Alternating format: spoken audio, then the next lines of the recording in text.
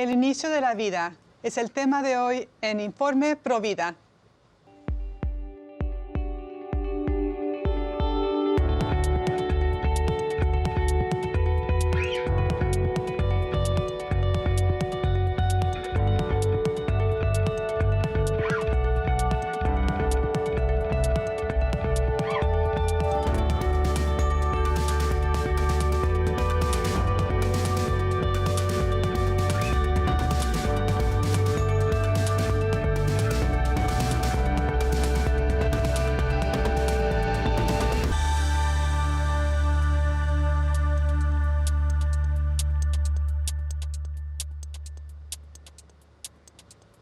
Hola amigos de EduroTN, les saluda Astrid Bennett Gutiérrez. Están en su programa Informe Provida. Les saludo desde los estudios de EduroTN en Orange County, en California.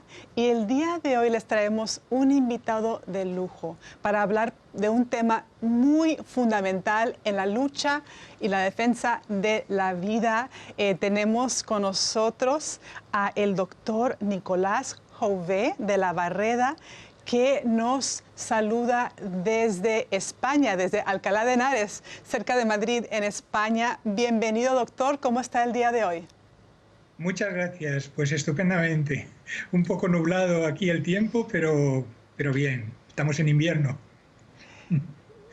Exactamente, igual acá. Qué alegría tenerlo el día de hoy, porque este tema de cuándo inicia la vida sigue siendo una controversia, cuando no debería de serlo. Queremos saber de su conocimiento, porque usted es un experto, un científico, sobre este tema y cómo podemos abordarlo. Y, doctor, quiero compartir brevemente lo que es su reseña. Usted es el doctor es catedrático emérito de genética de la Universidad de Alcalá, doctor en biología, catedrático desde el 81, ha impartido docencia de genética en 5 universidades, en facultades de ciencias y medicina, y es autor de varios libros de genética y bioética.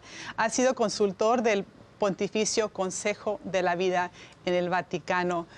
Doctor, usted es un don para la lucha por la vida, por su conocimiento, por todo lo que usted hace aparte para avanzar la defensa del más vulnerable, del niño en el vientre, desde su inicio. Hemos visto en estas décadas en la lucha por la vida cómo esa interrogante sigue siendo algo que, sigue siendo una controversia, el cuándo comienza la vida humana.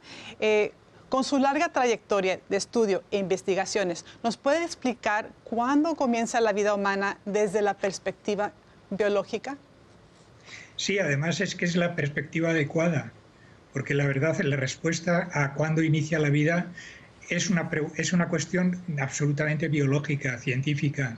No nos la van a contestar personas que tengan otras profesiones, con todo el respeto que pueda suponer hacia ellas. La ciencia es la que tiene la clave, porque realmente nos ha ido descubriendo, nos ha ido desvelando todos los datos necesarios para saber cuándo se constituye una nueva vida. Y esos datos son muy claros. La vida se constituye en el momento en el que hay una identidad genética nueva, distinta a la del padre y a la de la madre, combinando genes que proceden de ambos por medio de los gametos, el espermatozoide paterno, el óvulo materno, que se fusionan dando lugar a una célula que se llama cigoto, que es la primera realidad corporal humana. Ese es el inicio de la vida, porque ahí tenemos ya todo el programa del que va a surgir pues esa nueva vida. A través del programa se va a ir construyendo, edificando con todos sus componentes biológicos, sea varón, sea mujer, con todas sus características físicas, patologías y todo lo que va a tener que ver con su desarrollo biológico, con su morfogénesis, está ya inscrito ahí, en esa primera realidad. De modo que el cigoto es el Big Bang de la vida.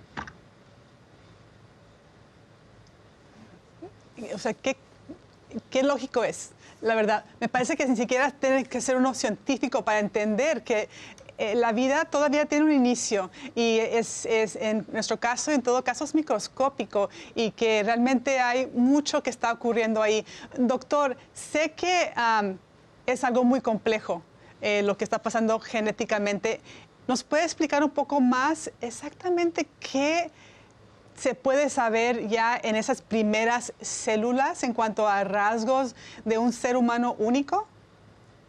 Sí, claro. Bueno, como decía, hay un programa, es decir, no tenemos todavía una realidad corporal adulta, evidentemente, lo que tenemos es un embrión. Por eso decimos, el cigoto es la primera realidad corporal humana, es un embrión unicelular, que inmediatamente empieza a dividirse, da lugar de una célula surgen dos, luego 4, 8, 16 y va creciendo. Y al tiempo que va creciendo, esas células empiezan a tomar rutas de diferenciación, es decir, se van a ir especializando y en momentos determinados a lo largo de ese desarrollo que ha empezado en el momento de la fecundación, pues se van a ir, digamos, determinando pues los distintos tejidos y luego los órganos. Todo eso es un proceso dinámico, enormemente dinámico y enormemente bien conocido ya, porque la genética del desarrollo, especialmente la embriología y la biología celular, la biología molecular, nos han ido dando las claves, de tal manera que hoy conocemos, pues casi diríamos con bastante exactitud, cuál es el atlas del desarrollo corporal humano desde el inicio. Repito, en ese programa está ya toda la información, una información que además es necesaria y suficiente, no necesita nada más, porque el embrión es autónomo en su desarrollo. Una vez que empieza, es muy dinámico y no se va a detener, salvo algún accidente o algún problema que pueda surgir del exterior, como puede ser incluso por la voluntad de alguien que desea destruirlo, ¿no? O destruir esa vida en el momento en la etapa embrionaria, que son las primeras 7 semanas, 8 semanas podríamos decir, y a partir de la 8ª cuando empieza la etapa fetal. Evidentemente todo eso es un proceso que no tiene digamos, ninguna interrupción. No tenemos un antes y un después de distinto significado biológico. Es la misma realidad, el mismo ente que se va desarrollando poco a poco de acuerdo con esa componente genética que tiene desde el inicio y que se conserva a lo largo de toda la vida. Fíjense que además, pues prácticamente hacia la 7ª semana o la 8ª semana ya se han expresado casi la mitad de los genes de nuestro genoma. Tenemos 21.000 genes aproximadamente según el proyecto Genoma Humano, pues la mitad de los genes de nuestro organismo se expresan justo entre la 4ª y la 9ª semana, vamos a ser más precisos, del desarrollo, ¿no? En esa etapa inicial, lo cual quiere decir que no solamente es una etapa fundamental de la vida humana, sino que es además probablemente la más fundamental, porque es donde se está determinando cómo vamos a ser, cómo van a ser nuestros rasgos, cómo van a ser nuestros caracteres. Yo he ido a facultades de medicina, universidades, uno busca los libros. Cualquier texto de embriología me dice lo que usted está diciendo, doctor. ¿Por qué existen científicos que ignoran esta realidad? Sobre todo esto que usted nos está compartiendo, que entre la 4ª y 9ª semana, tantas cosas están ocurriendo. Es evidente que estamos tratando a un ser humano. ¿Cómo justifican el destruirlo las personas, sobre todo los científicos e intelectuales que deberían de estar defendiendo esta verdad?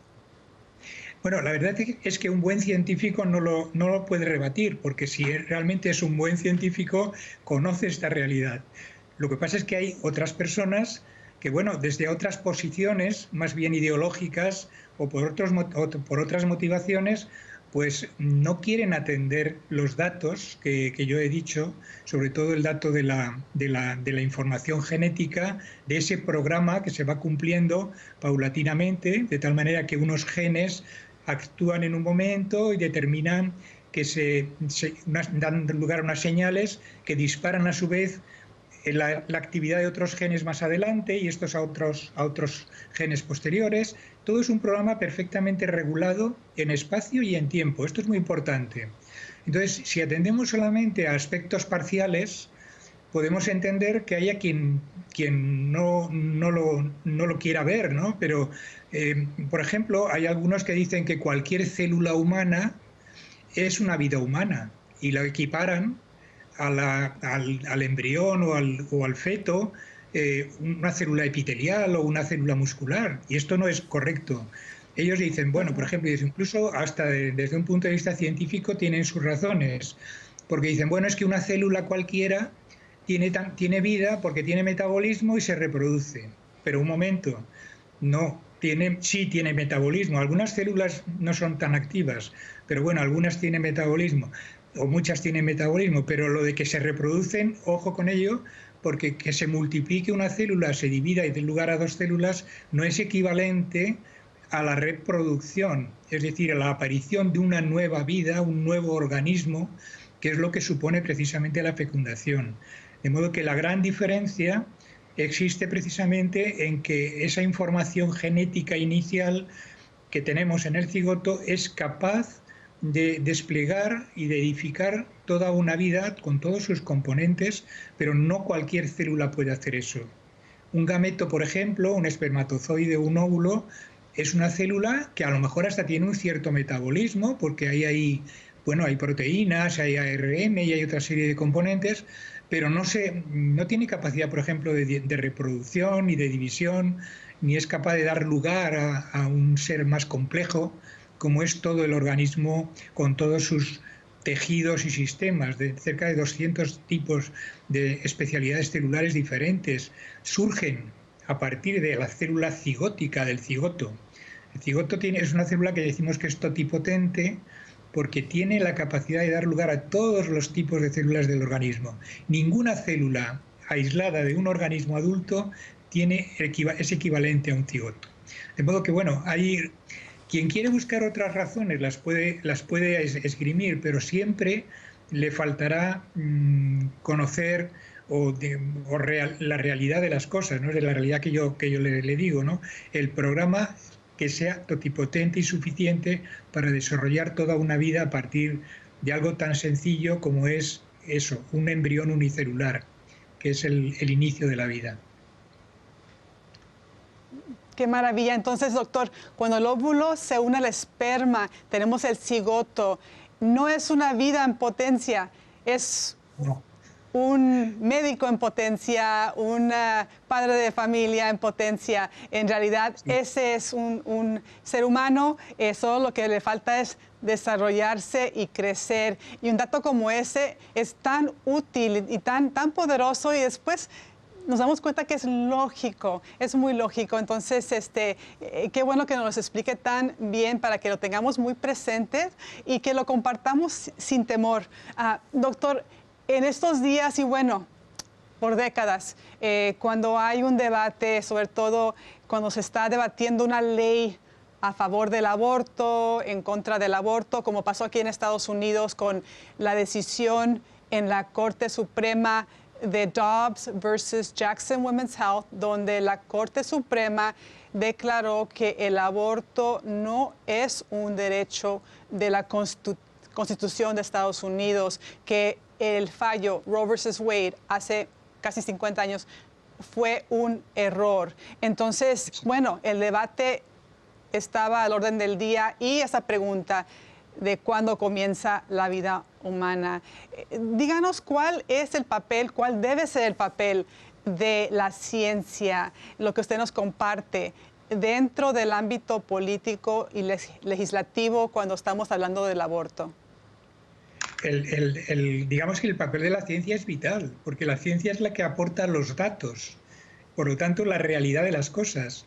La ciencia no se basa en especulaciones, en ideas, en cuestiones abstractas, como pudieron esgrimirse, por ejemplo, en aquel caso de Roe versus Wade, ¿no? Es decir, no. La ciencia está aportando datos y la ciencia lo que nos dice es claramente cuando tenemos un componente mínimo suficiente constituido para poder desarrollarse y dar lugar efectivamente a esa nueva realidad que se va a ir haciendo cada vez más compleja. Y la ciencia es lo que y por lo tanto, por eso el papel de la ciencia es vital. Lo que pasa es que, de alguna manera, efectivamente, en el concepto de persona, quizás, que es un concepto, no es un concepto realmente científico, pero es un concepto que tiene ya unos elementos filosóficos y jurídicos, pues a veces se dice, bueno, es que un embrión no es una persona, pero bueno, como usted, desde un punto de vista de la lógica de la biología, vida humana, ser humano, individuo humano, sujeto humano, es equivalente. Y persona lo consideramos, incluso, por ejemplo, en la Real Academia de la Lengua Española es muy clara.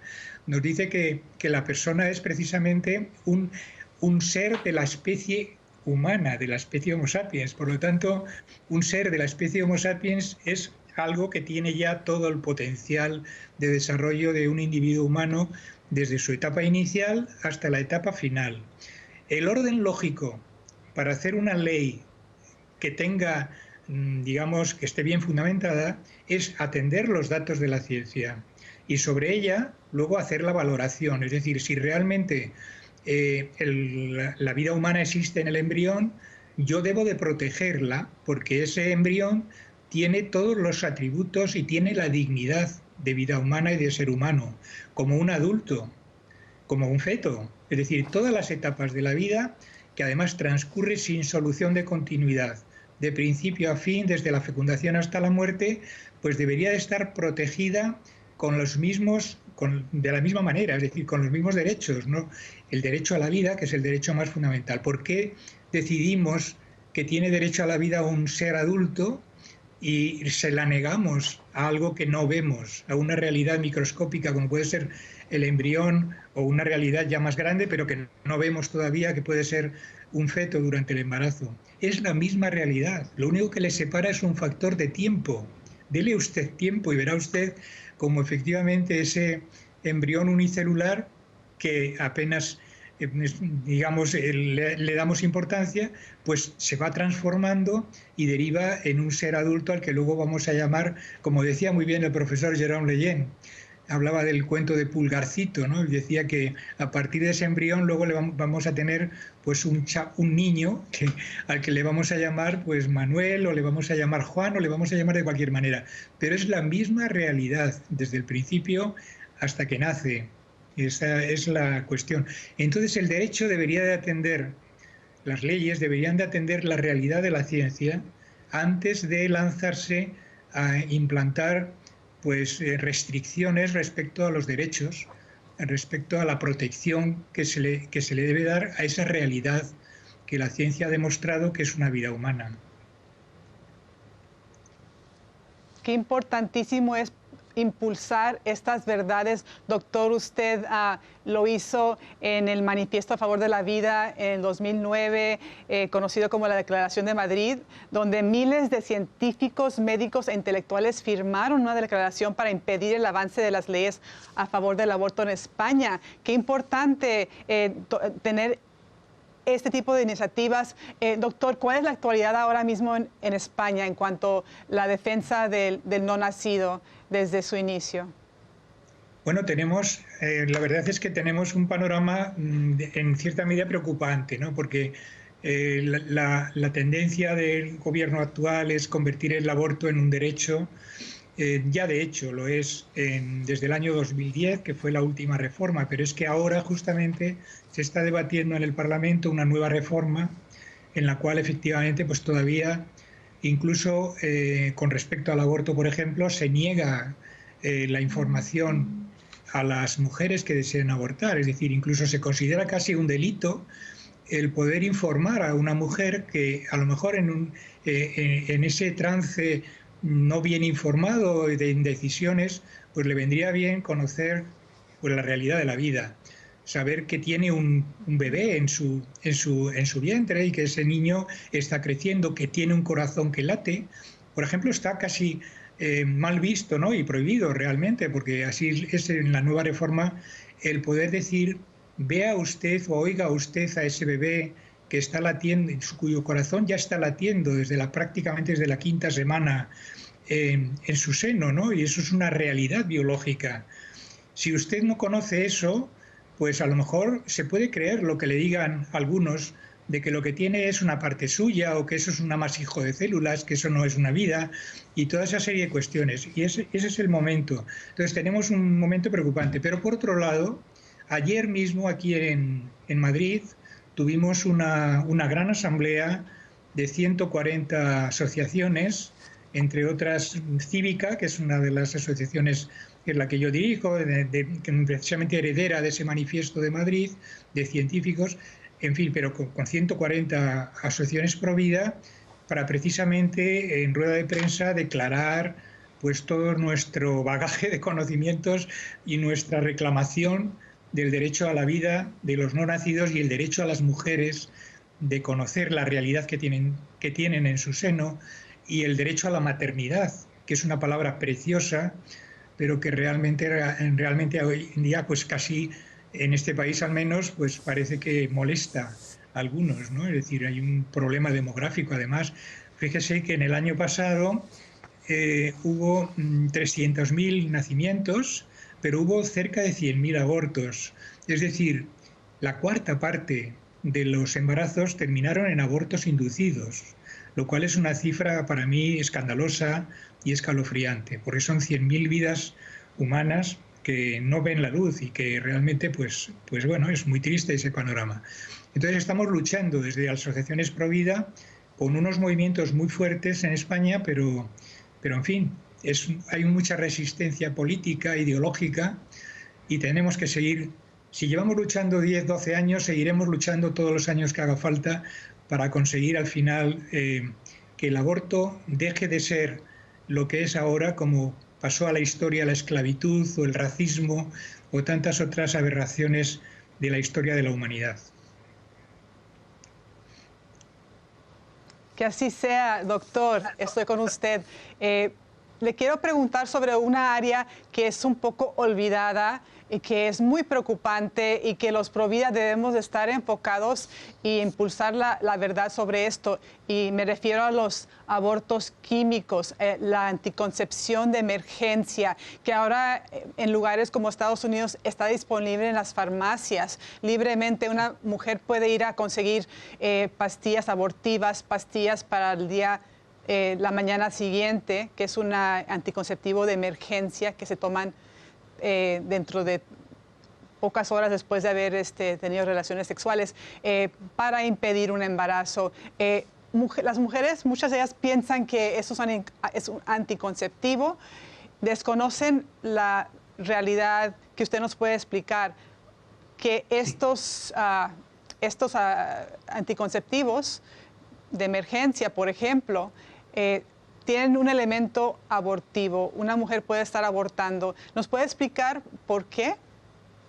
Sí, claro. Es realmente la píldora del día después, que es la que supongo que es a la que se refiere, que es una píldora que es potencialmente abortiva. Digo potencialmente, porque también tiene doble efecto. Por un lado, si no hubiera habido todavía fecundación, porque esto es efectivamente un procedimiento de emergencia después de una relación sexual no deseada, que puede proceder de una violación, pero puede proceder de, digamos, una relación normal, pero no se desea tener el hijo, pues se recurre a la farmacia. Aquí en España también se puede obtener la píldora sin receta y libremente, y las niñas la pueden adquirir, incluso en la reforma que nos están anunciando con toda facilidad. Pues realmente el efecto que tiene es, por un lado, impediría la fecundación, pero sobre todo el efecto mayor que tienen estas píldoras es una modificación del endometrio, es decir, de la pared del útero, en la que el embrión ya formado, una vez que se ha fecundado el óvulo y está descendiendo desde la trompa de Falopio, que es donde tiene lugar la fecundación, hacia el útero, y donde ha de anidar, donde ha de, digamos, alojarse para seguir su desarrollo, bueno, pues el útero, por efecto de la progesterona y bueno, de otra serie porque es una bomba hormonal lo que se le proporciona al organismo, lo que hace es precisamente modificar la pared del útero para que no sea receptivo. Y entonces ese embrión ya formado es expulsado. Bueno, esto en la práctica es un aborto químico. Es simplemente porque no se permite a ese embrión que siga su proceso natural, que sería el de alojarse en el endometrio y ahí recibir pues todos los componentes nutricionales y de relación materna para poder seguir su desarrollo. Por lo tanto, es tan abortivo el procedimiento químico como lo es el quirúrgico. Claro, evidentemente lo que pasa es que a veces se contabilizan los quirúrgicos. Yo decía antes que la cuarta parte son de ese tipo aquí en España, pero no sabemos, pero probablemente son muchísimos más los abortos químicos que se están produciendo por medio de estas píldoras que son, repito, potencialmente abortivas. Sí, doctor. Tristemente aquí en Estados Unidos hace unos días el Departamento de Alimentos y Fármacos sí declaró que no existe evidencia de que la anticoncepción de emergencia o del día después tiene ese efecto abortivo. Claramente vemos cómo ahí está en juego la ideología y no la ciencia, como usted lo dijo en el manifiesto de Madrid. Eso es lo que estamos viendo. Doctor, el tiempo tristemente se ha acabado. Tenemos que tenerlo otra vez en el programa para seguir conversando porque tenemos muchas más preguntas para usted. Le agradezco su tiempo y también su labor incansable. Usted está en la tierra del Quijote, de Cervantes, así que estamos con usted también, luchando por ese mundo donde todos los niños sean protegidos desde el inicio de la vida. Gracias, doctor. Muchas gracias. Seguiremos luchando y seguiremos soñando, como soñaba también Don Quijote, con otro mundo. Pero él hablaba de un mundo más imaginario. Nosotros queremos un mundo real en el que el aborto ya no exista, ¿no? Se destierre completamente. Y respetemos la vida, respetemos la dignidad, respetemos a todos los seres humanos. Y no este mundo actual en el que estamos inmersos. Nada, ha sido un placer. Muchísimas gracias. Jesús. Gracias, doctor.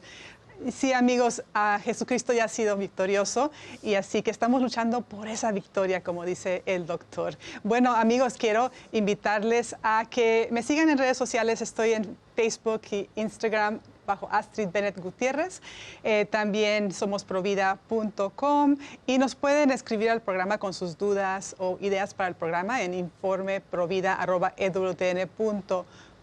Y también visiten la página del programa Informe Provida en Facebook. Ahí encontrarán también este video de esta entrevista para que la compartan, para que más personas conozcan la verdad sobre el inicio de la vida, cuándo inicia la vida. Y por favor, ustedes saben que estamos en esta lucha por la vida. Todos consideren unirse a la lucha porque entre todos sé que vamos a encontrar esa victoria al final.